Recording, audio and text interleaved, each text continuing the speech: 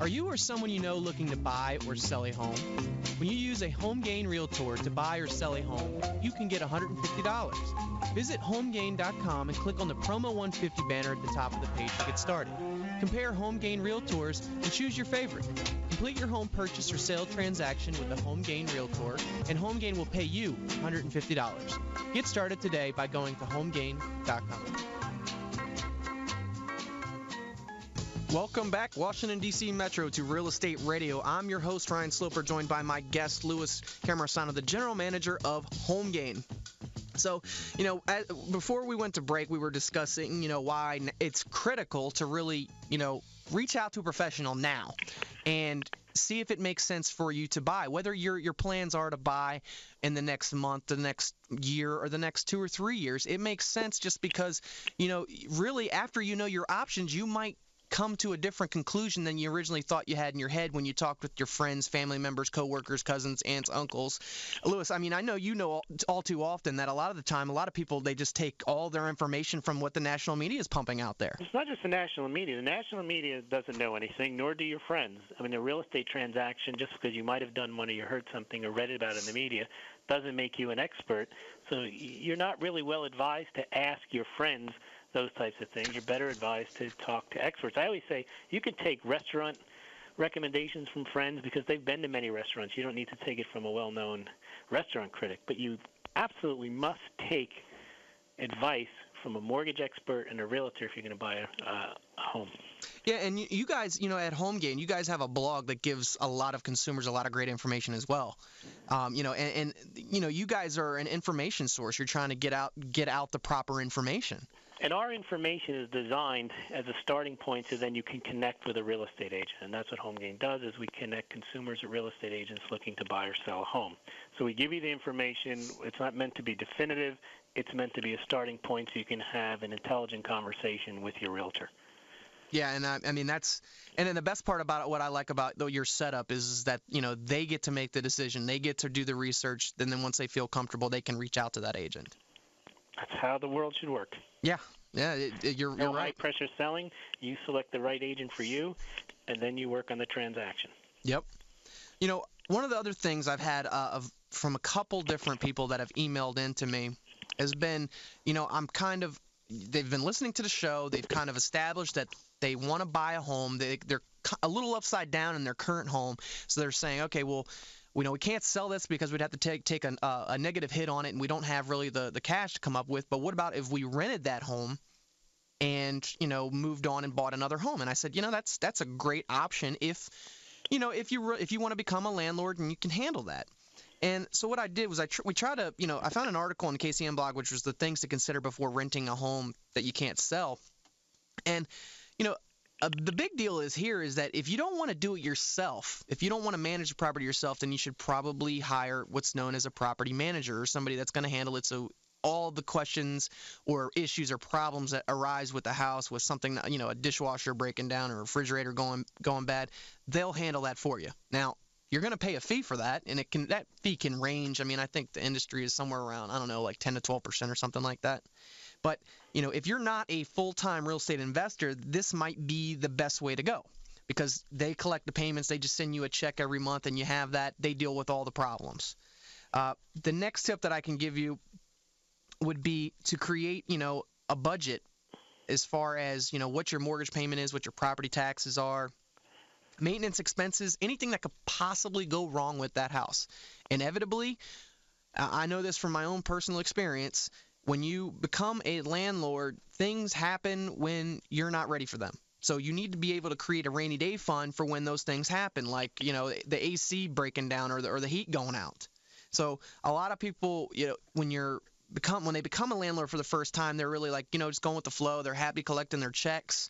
And then all of a sudden something goes bad and they didn't save up money for that. Just like, they should have a rainy day fund for their cars and for their, for anything else that they have. Insurance. This is another big thing. When renting your property out, you want to make sure that the person that's renting your home, they get insurance on that property as well as the homeowner's insurance policy that you already have in place. Renter's insurance is there. I always recommend that people get that. So, it really is a little bit more involved when you do become a landlord. But I do feel like, and at this point in time, if you're able to handle that, the market, if it swings back, let's just say it's even 10 to 15 years, who knows when you're eventually going to be able to get out of that home, you still probably have a decent interest rate. I mean, maybe it's not as low as right now, but you might have 5 to 5.5 to 6. So you can own that home, rent that home out for however long, and if you want, just, over time, try to pay it off. Then you can go and turn around now and buy another home at, closer to the 4% range. So, I think that renting your home out to go and purchase another one, which is maybe your dream home or the home that you want to retire in or live in for the rest of your life, makes absolute sense. 100% makes sense right now just because of where interest rates are.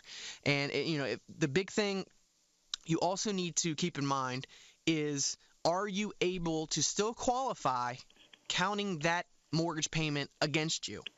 Because like I said before, if you don't have a rental history of that house for the last 12 months, then you're going to have to count that payment against you. Now, for a lot in the DC metro area, we have a lot of folks that, have dual incomes. So they probably make enough if they're making, $125,000, $150,000 where they can carry that payment. And, this has been pretty common, Lewis. I mean, I've had a lot of clients that have fallen into this mold right here of the people that just need to rent their house and go and buy another one. But I'm going to tell you, once they get into that other house, I can't tell you how happy they are because they thought they couldn't get out of it. They didn't have an option to do anything. That's the thing. I've talked to a lot of people who the concept of feeling trapped is probably the worst feeling you can have. And if you can help, that's great advice you've just given. If you can help people out of that, yes, then not only are they emotionally freed, but financially, and the two are kind of put together. And when you do that, you're really doing a great service for someone. Yeah, it's a paralyzing feeling, when you feel like you're stuck in a home and you're never going to get out of there.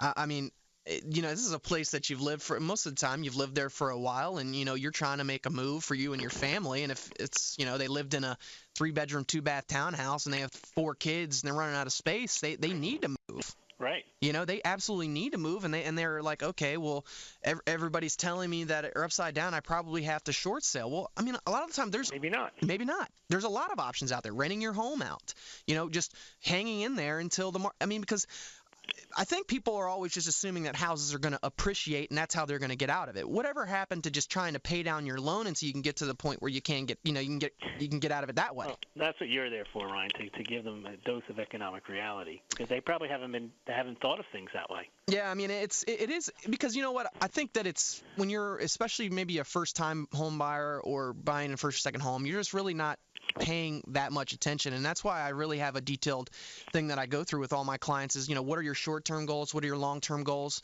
What are you looking for? How many kids do you plan on having?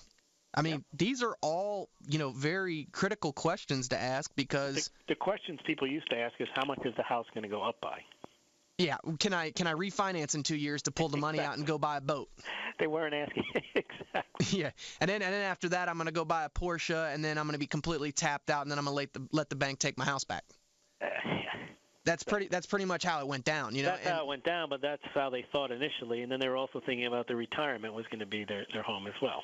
Absolutely. Yeah, and then until that adjustable rate mortgage went from like 4 to 7 to 8%. Or they had a negative amortization loan and that, ballooned after 5 years and they couldn't make the payments anymore. So, you really do have to think down the road. And right now with interest rates where they're being, I mean, it's a great start. You can, 877-245-2030 is the number. That's my off-air number. Reach out to me. We can do an in-depth analysis of where you stand now, where you want to be in a couple years, or maybe it's a couple months.